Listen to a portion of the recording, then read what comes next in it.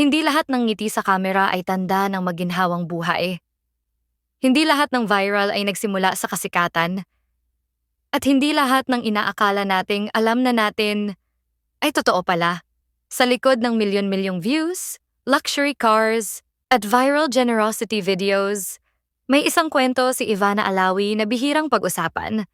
Isang kwento ng tahimik na sakripisyo, matinding pagsubok, at mga desisyong humubog sa kung sino siya ngayon.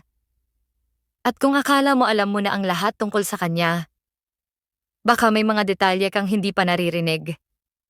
Bago tayo magpatuloy, kung gusto mo ng mga kwentong may lalim, katotohanan at aral, mag-subscribe ka na sa Land TV Entertainment at pindutin ang bell para hindi ka mahuli sa mga susunod na kwento. Tahimik si Ivana Alawi pagdating sa kanyang pinagdaanan. Hindi siya palaging nagkukwento ng hirap. Mas madalas, ipinapakita na lang niya ito sa paraan ng kanyang pagtulong, sa pagmamahal sa pamilya, at sa pag-iwas sa drama. Pero bago siya nakilala bilang isa sa pinakamalalakas na personalidad sa digital at showbiz world ng Pilipinas, may mahabang daan muna siyang nilakad. Isang daang puno ng uncertainty, takot, at pag-asa. Ipinanganak si Ivana sa isang pamilyang hindi marangya ang buhay. Bata pa lamang siya ay naranasan na niya ang isang bagay na ayaw maranasan ng kahit sinong bata, ang mawala ng ama. Isang pangyayaring tahimik niyang daladala hanggang sa kanyang pagtanda. Walang ingranding kwento, walang eksaheradong drama, pero ang bigat ay nandoon. Lumaki siyang nakikita ang kanyang ina na pilit tinataguyod ang pamilya. Isang ina na naging sandigan, haligi, at inspirasyon niya sa halos lahat ng desisyon sa buhay. Sa murang edad, nakita na ni Ivana kung gaano kahirap kumita ng pera at kung gaano kahalaga ang pagiging matatag kahit walang kasiguruhan ng bukas. Habang ang ibang kabataan ay abala sa pangarap, si Ivana ay natutong maging praktikal, natutong tumayo sa sariling paa, natutong umasa sa sarili. Hindi naging madali ang pagpasok niya sa mundo ng showbiz. Walang garantiyang sisikat. Walang kasiguruhan kung tatagal. Maraming audition ang dumaan. Maraming salamat, tatawag na lang kami. Maraming sandaling tahimik siyang umuuwi na may tanong sa sarili kung tama pa ba ang kanyang landas. Pero sa kabila ng lahat, hindi siya tumigil. Dumating ang mga unang maliliit na role. Mga eksenang saglit lang.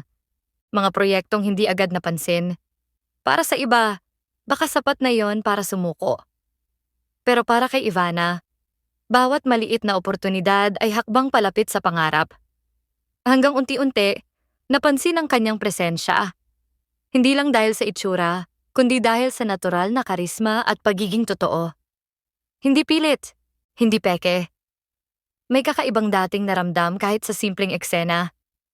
Ngunit ang tunay na pagbabago sa buhay ni Ivana ay hindi lang dumaan sa telebisyon. Dumating ito sa digital world.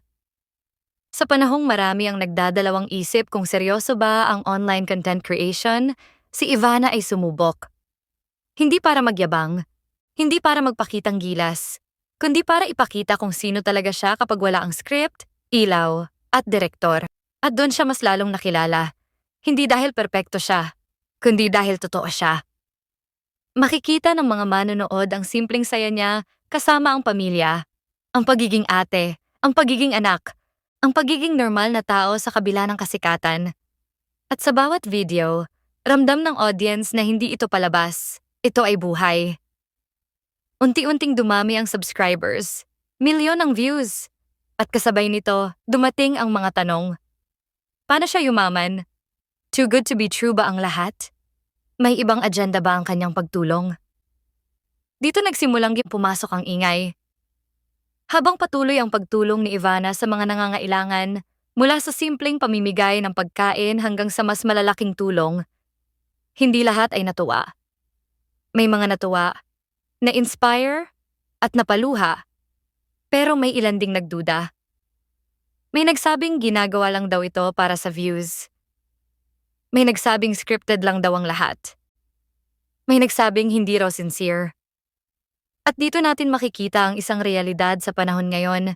Kahit ang kabutihan, kinu-question. Tahimik lang si Ivana sa gitna ng mga usap-usapan. Walang mahabang paliwanag. Walang patutsada. Mas pinili niyang ipagpatuloy ang ginagawa niya. Para sa kanya, mas mahalaga ang taong natutulungan kaysa sa opinyon ng hindi naman bahagi ng kwento. At marahil, dito lalong tumibay ang respeto ng marami sa kanya. Hindi lahat ng may kakayahang tumulong ay ginagawa ito. At hindi lahat ng tumutulong ay handang ma-judge. Ngayon, kung titingnan mo ang buhay ni Ivana Alawi, makikita mo ang bunga ng mahabang proseso. Hindi overnight ang lahat. Hindi instant. Pinaghalong sipag, tiyaga, disiplina at tamang timing. May mga nagsasabing swerte lang siya. Pero ang swerte, kadalasan, dumarating lang sa mga handang magsakripisyo. Sa likod ng camera, isa siyang breadwinner, isang anak na inuuna ang pamilya. Isang taong alam kung saan siya nanggaling, kaya alam din niya kung saan niya gustong dalhin ang kanyang mga mahal sa buhay. Hindi man niya palaging sinasabi, makikita ito sa paraan ng kanyang pamumuhay. Hindi sobra, hindi mapagmataas. Tahimik pero may lalim. At marahil, ito ang dahilan kung bakit kahit maraming dumaan na issue, nananatili pa rin ang tiwala ng marami sa kanya. Dahil ang totoo, mahirap magpanggap ng matagal. Sa kalaunan, lalabas at lalabas ang tunay na pagkatao ng isang tao. Sa panahon ng social media kung saan mabilis ang paghusga, mabilis din ang pagkalimot. Pero ang integridad, kapag tunay, nananatili. Habang patuloy na lumalawak ang impluwensya ni Ivana Alawi, mas lalong naging malinaw ang isang bagay. Hindi lahat ng tagumpay ay kayang ipaliwanag ng numero. May milyon-milyong subscribers. Oo, may endorsements, projects at negosyo. Pero sa likod ng mga ito, may responsibilidad na unti-unting bumigat sa kanyang balikat. Hindi madali ang maging role model sa panahong bawat galaw ay may opinyon ng publiko. Isang maling salita, isang maling hakbang, at mabilis kang huhusgahan. Alam ito ni Ivana. Kaya mas pinili niya ang pagiging maingat. Hindi siya pala salita pagdating sa mga isyong hindi niya kontrolado. Hindi rin siya basta-basta sumasabay sa ingay ng social media. Para sa kanya, mas mahalaga ang konsistensya kaysa viral moment. Sa maraming panayam at obserbasyon ng mga nakakatrabaho niya, iisa ang lumalabas na katangian, profesionalismo, tahimik sa set. Hindi nagmamadali, marunong rumespeto sa oras at tao. Isang ugaling madalas ay nabubuo lamang sa mga taong dumaan sa hirap at alam kung gaano kahirap makuha ang oportunidad. At dito mas lalong nagiging malinaw kung bakit nananatili siya sa industriya. Hindi lang dahil sa itsura, hindi lang dahil sa kasikatan, kundi dahil sa disiplina. Ngunit kahit gaano ka pa kahanda, darating at darating ang panahon na susubukin ang iyong intensyon. Sa pag-usbong ng kanyang mga content na tumutulong sa kapwa, mas dumami rin ang mga matang nagmamasid. May mga nag-aabang ng mali. May mga naghihintay ng butas. At may ilan na tila mas masaya kapag may makitang dahilan para manira. Normal ito sa isang public figure. Pero ang hindi normal ay kung paano niya ito hinaharap. Sa halip na pumatol, mas pinipili niyang magpatuloy. Sa halip na ipagtanggol ang sarili sa bawat komento, mas pinipili niyang patunayan ito sa gawa. Isang ugaling bihira sa panahong uso ang palitan ng patutsada online. Marahil, ito rin ang dahilan kung bakit mas tumitibay ang koneksyon niya sa kanyang audience. Dahil ang mga taong tunay na nanonood ay hindi naghahanap ng perpekto. Naghahanap sila ng totoo. At sa bawat video, makikita ang isang Ivana na hindi nagtatago sa likod ng persona. May mga pagkakataong pagod siya. May mga sandaling emosyonal. May mga eksenang hindi pulido. Pero iyon mismo ang dahilan kung bakit siya relatable. Hindi niya sinasabing madali ang lahat. Hindi rin niya ipinapakitang wala siyang takot. Sa halip, ipinapakita niya na kahit may takot, pwedeng magpatuloy. Ngayon, kung titingnan natin ang mas malawak na konteksto, ang kwento ni Ivana Alawi ay refleksyon ng isang henerasyon. Isang henerasyong natutong gumamit ng digital platforms hindi lang para sumikat, kundi para magpahayag, magbahagi, at tumulong. Ngunit kasabay nito, natutunan din ng henerasyong ito ang bigat ng exposure. Ang katotohanang hindi lahat ng mabuting intensyon ay agad na paniniwalaan. At ang katotohanang minsan, kahit anong gawin mo, may masasabi at masasabi pa rin ang iba. Sa ganitong mundo, ang pinakamahirap panatilihin ay ang integridad. At dito pumapasok ang pinakamahalagang tanong. Hanggang kailan ka magiging totoo kung walang pumapalakpak? Hanggang kailan ka tutulong kung walang pumupuri?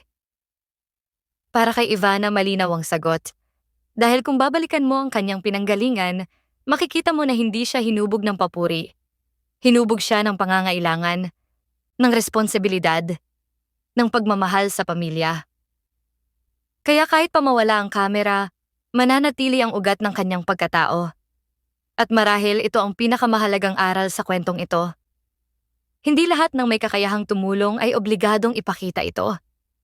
Pero ang mga taong pinipiling gawin ito, kahit may kapalit na paghusga, sila ang tunay na matapang. Sa pagtatapos ng kwento ni Ivana Alawi, hindi natin kailangang magbigay ng hatol. Hindi natin kailangang pumili ng panig. Ang mahalaga ay ang pag-unawa, na ang bawat tao, sikat man o hindi, ay may dalang kwentong hindi agad nakikita sa ibabaw. At kung may isang bagay na malinaw, ito ay ang katotohanang ang tunay na yaman ay hindi nasusukat sa views, likes or followers. Nasusukat ito sa kung paano ka tumayo sa gitna ng ingay at kung paano ka nanatiling totoo, kahit maraming nagdududa. Sa panahon kung saan mabilis ang lahat, balita, opinyon, paghuhusga, ang katahimikan ay nagiging isang anyo ng lakas. At sa katahimikang iyon, may mga kwentong mas malalim kaysa sa inaakala natin. Ito ang kwento ni Ivana Alawi. Hindi perpekto, hindi maingay, pero may laman. Kung umabot ka hanggang dulo ng kwentong ito, salamat sa panonood. Kung may natutunan ka, huwag kalimutang i-like ang video at mag-subscribe sa Land TV Entertainment.